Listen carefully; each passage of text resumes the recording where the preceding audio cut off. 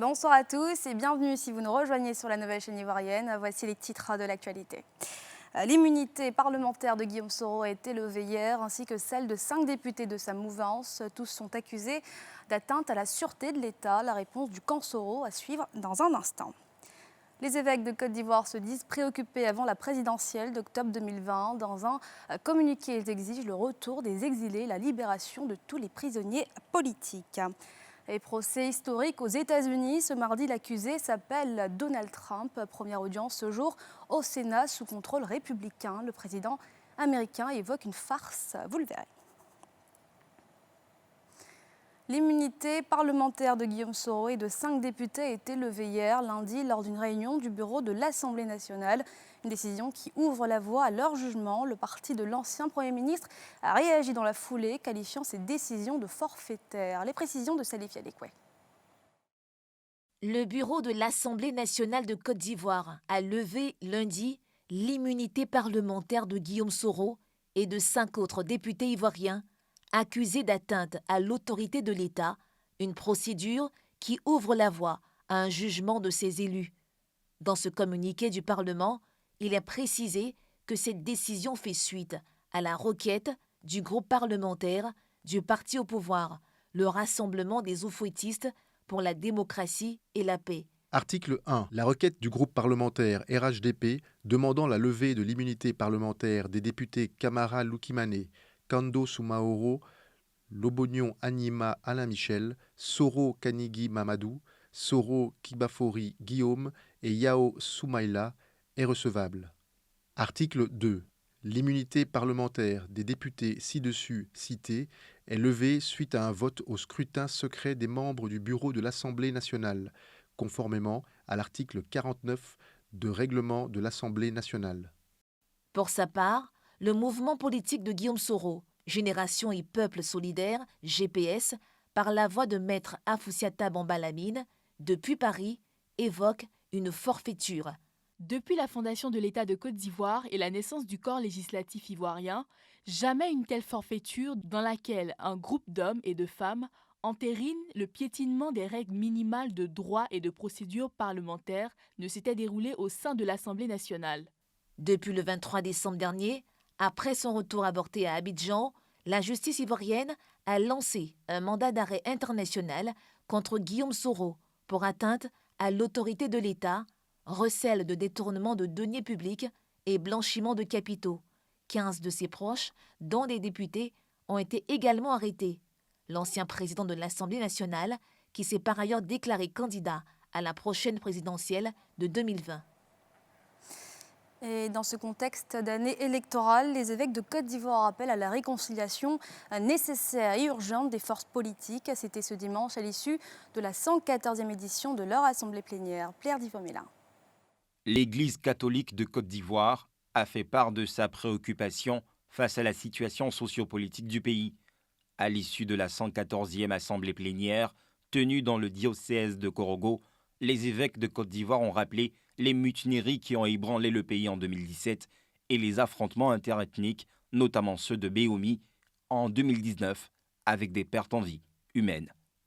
Ces conflits ont montré combien les cœurs ne sont pas encore apaisés et que tout peut exploser à tout moment, surtout avec les armes utilisées lors de ces affrontements, et qui révèlent que le processus de désarmement tant souhaité au sortir de la crise post-électorale n'est pas allé à son terme. Après avoir décrit ce qu'ils ont appelé un climat de peur, cette rencontre épiscopale a fait des recommandations. Au vu de cette situation, la première condition qu'il faut observer dans la préparation de ces élections doit être la réconciliation. Cette réconciliation suppose, voire exige le retour des exilés, avec des garanties de sécurité et de réintégration, la libération de tous les prisonniers politiques et d'opinion, sans exception, et le dégel des avoirs. Nous saluons tous les efforts accomplis par nos gouvernants dans le sens de la réconciliation et les encourageons à aller plus loin. Notons que ces alertes lancées par l'Église catholique au cours de la 114e assemblée plénière des évêques de Côte d'Ivoire interviennent au moment où le gouvernement a entrepris un dialogue politique avec toutes les forces vives de l'opposition à 9 mois des élections présidentielles dans le pays. Objectif, parvenir à un scrutin apaisé, transparent et ouvert à tous. Vers la fin des difficultés des enseignants à accéder à un logement décent, ils peuvent désormais souscrire au programme immobilier initié par Kandia Camara. Ce lundi, un protocole d'accord portant sur 90 000 logements a été signé par la ministre de l'Éducation nationale et en présence du ministre en charge de la construction. Tim Danger et Tanguy Conin. Un autre pas vient d'être posé pour l'exécution du programme immobilier du ministère de l'Éducation nationale. Il s'agit de la signature par les ministres Kandia Camara et Bruno Koné du protocole d'accord de la Convention visant à loger pour la phase pilote 90 000 enseignants. À cette occasion, la ministre de l'Éducation nationale a réitéré son engagement de voir ce projet aboutir. Il s'agit pour nous de proposer une réponse appropriée, efficace et durable aux problèmes récurrents qui affectent la dignité et la performance de l'enseignant, au nombre desquels la question du logement occupe une place de choix. Puisse donc ce projet novateur constituer le meilleur cadeau de nouvel an du président de la République, son Excellence Alassane Ouattara, et du Premier ministre Amadou Gon Coulibaly, pour vous, chers enseignants et enseignantes. Grâce à ce projet, les enseignants auront des logements décents à bas coût, soit en accès direct à la propriété, soit par la location-vente. Le ministre de la Construction et du Logement s'engage par ailleurs à apporter son appui au personnel du système éducatif. Nous nous attellerons au mieux à vous assister pour l'acquisition et la sécurisation des terrains. Nous coordonnerons le raccordement des sites de ces projets au réseau, donc réseau routier, réseau d'eau potable, réseau d'électricité, réseau d'assainissement, etc. Et nous assurerons l'encadrement du promoteur chargé de la construction des logements en location-vente et sans apport initial, afin que la totalité des engagements pris soit tenue. Plusieurs responsables syndicaux présents lors de la signature de la Convention ont salué l'avènement de ce programme. Ils ont aussi promis mobiliser leurs camarades afin d'y souscrire rapidement. Et cet ambitieux programme immobilier pour les enseignants ne fait pas l'unanimité. Les enseignants affiliés à la coalition des syndicats du secteur éducation-formation de Côte d'Ivoire tapent du poing sur la table ce mardi et annoncent par ailleurs un nouveau mouvement de grève. Les raisons dans ce reportage de Tim Danger et Tanguy Conin. Le projet de 90 000 logements pour les enseignants ne contente pas la coalition des syndicats du secteur éducation-formation de Côte d'Ivoire. Lors d'un point presse ce mardi, son porte-parole a rejeté ce programme social mis en place par la ministre de tutelle, Kandia Camara.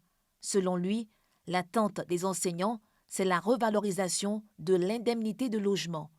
La COSEFSI tient à préciser clairement à Madame la ministre de l'Éducation nationale que les enseignants ivoiriens restent préoccupés par la satisfaction des 5 points de revendication, y compris la revalorisation de leur indemnité de logement. La COSEFSI ne se sent pas concernée par un quelconque programme immobilier en faveur des enseignants en remplacement de la revalorisation de leurs indemnités de logement. Ce désaccord amène la COSEFSI à dépoussiérer les revendications non satisfaites en 2019. Pour leur aboutissement, une grève de 72 heures est annoncée. La COSEFSI appelle tous les enseignants du primaire à observer avec dignité et honneur le mot d'ordre de grève en restant chez eux. Du mardi 28 au jeudi 30 janvier 2020. À la mutuelle des personnels du ministère de l'Éducation nationale et de l'enseignement technique, l'on rejette ce projet de débrayage. Nous militons de sorte que les enseignants aient des indemnités de logement. Mais pour cette année, je dis, il faut qu'on fasse attention. L'État nous fait une grosse vertu de pouvoir bénéficier de maisons pour pratiquement tous les enseignants de Côte d'Ivoire. Il faut qu'on saisisse cette occasion, cette aubaine. La grève n'est pas le seul moyen pour pouvoir voir satisfaire les revendications. Le programme de logement sans apport initial du souscripteur est pour lui une main ferme que le gouvernement tend aux enseignants pour avoir un toit. Il importe dès lors, pour tous les syndicats, d'œuvrer à son succès. Il y a 2 opérateurs crédibles qui ont déjà des terrains avec ACD. Je pense que tous s'inscrivent dans cette logique de faire en sorte que ça soit non seulement location-vente, sans apport initial, mais de faire en sorte que l'enseignant qui cotise ne voit pas son foyer souffrir. C'est maintenant qu'un enseignant doit se décider à avoir une maison, supporter la mutuelle, faire confiance à la mutuelle pour que cette opération leur donne droit à une maison. Je les appelle d'être patients. Le mot d'ordre de grève du 28 janvier prochain est le premier appel aux enseignants à déposer la craie depuis la rentrée scolaire 2019-2020.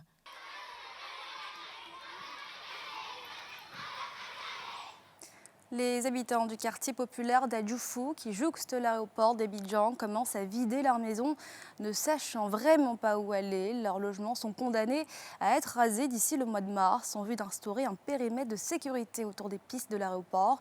Une décision qui fait suite au drame survenu le 8 janvier dernier, où un enfant de 14 ans avait été retrouvé mort dans le train d'atterrissage d'un vol en provenance d'Abidjan. Roger Appé.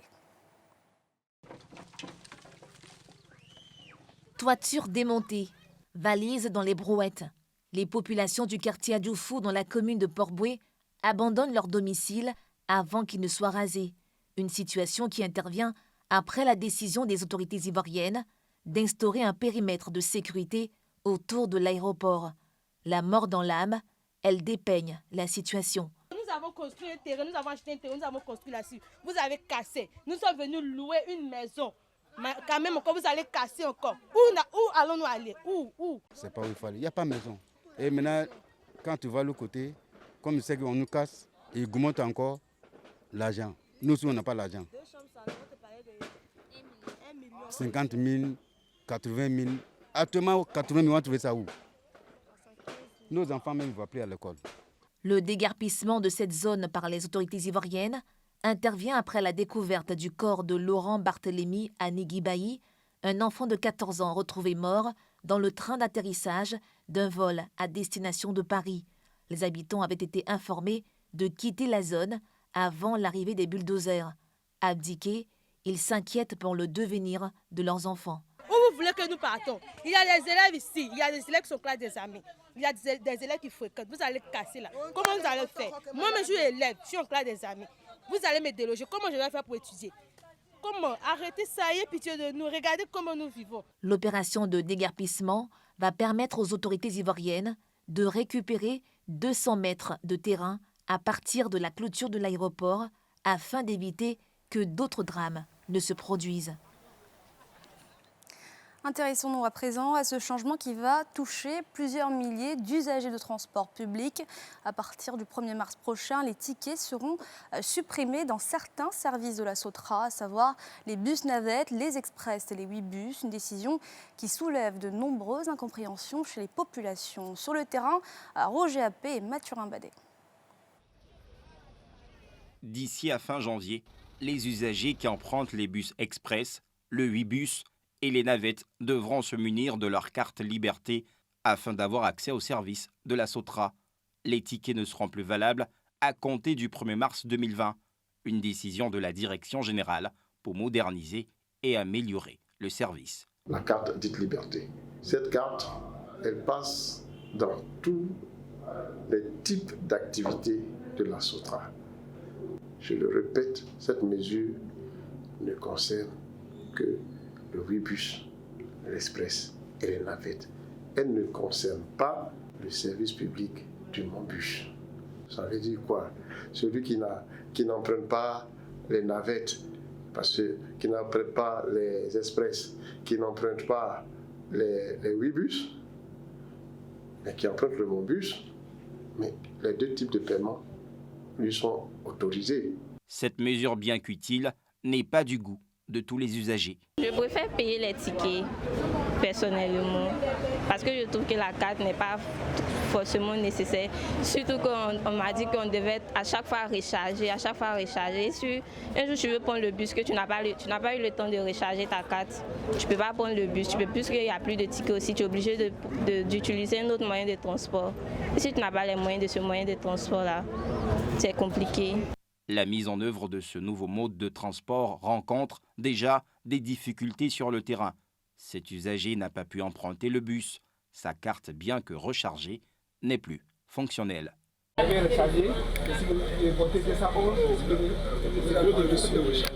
est chargé, matin, le soir, il veut monter la bus, on dit que ça ne passe pas. Il dit mais pourquoi?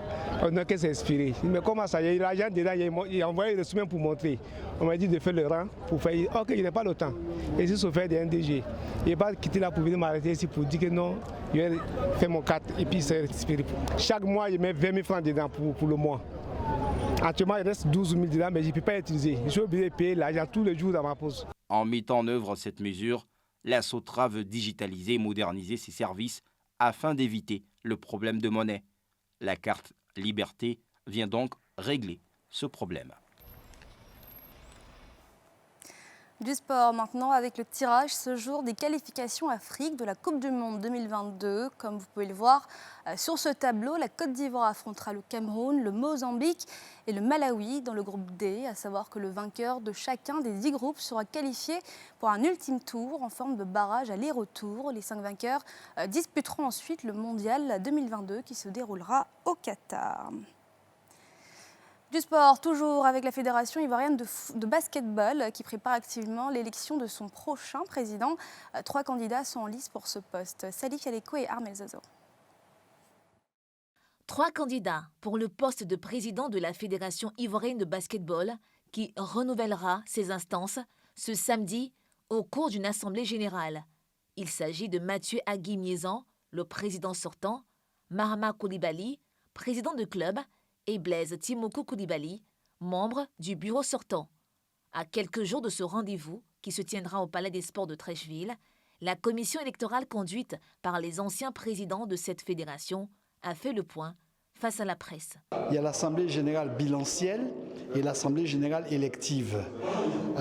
Pour piloter cette journée-là du 25 janvier, un groupe de travail a été constitué, d'une part pour regarder tout ce qui concerne la logistique. C'est la sécurité, c'est la disponibilité de la salle et d'autre part pour tout ce qui concerne les élections. A priori, il n'y a pas de grain de sable encore dans le processus.